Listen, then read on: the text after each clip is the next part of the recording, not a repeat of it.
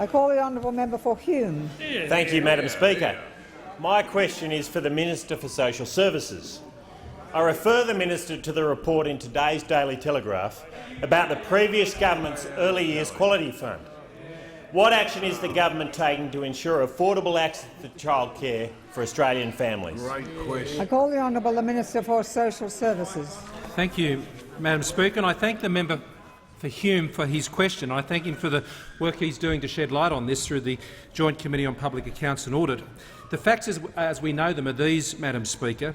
Labor established a $3 million fund in government, opposed by the coalition, to pay childcare centres to top up the wages of workers where they entered into enterprise bargaining agreements. And as a result of that arrangement, the number of EBAs in the sector increased from 100 to over 400 in just 4 months. United Voice was the principal participant in signing up those EBAs, the former employer of the member for Port Adelaide, the El Presidente over there, Madam Speaker, and a first-come, first-served grant process was established, which was described by the Auditor-General as unusual. And when the department raised concerns about the process, Prime Minister Gillard's office said, with respect to prioritising applications on the basis of quality, the department was overthinking the process, Madam Speaker. They set up an advisory committee to guide the grant process, which had none other on it than, you guessed it, United Voice. We're on the program.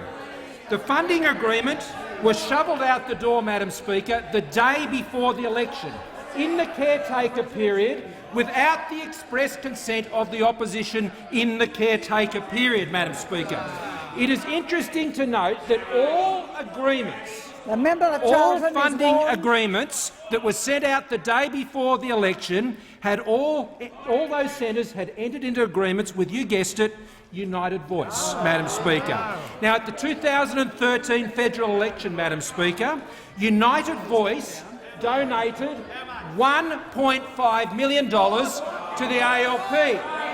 Now, it's not surprising that unions donate to the ALP, Madam Speaker, but this was twice the donation that they had provided at the 2010 election. But there's one other piece of information, Madam Speaker. Not only do we know that funding, we understand, and significant support was provided to the member for Adelaide, but there were two ministers particularly responsible for the carriage of this program. One was the now member for Adelaide, and the other one sits in the Leader of the Opposition's chair. Today. You know, Madam Speaker, the Australian people aren't fools, and I think they can smell the same thing we can smell coming from that side of the chamber, Madam Speaker. They can smell the stench that is rising up, the same stench we saw with New South Wales Labor that saw the end of that government, Madam Speaker, in New South Wales. They can smell it, and they're onto you. What are we doing about it, Madam Speaker? We're not doing grubby deals with unions. What we're doing, Madam Speaker, is we're spending $3.5 billion to support families, not unions.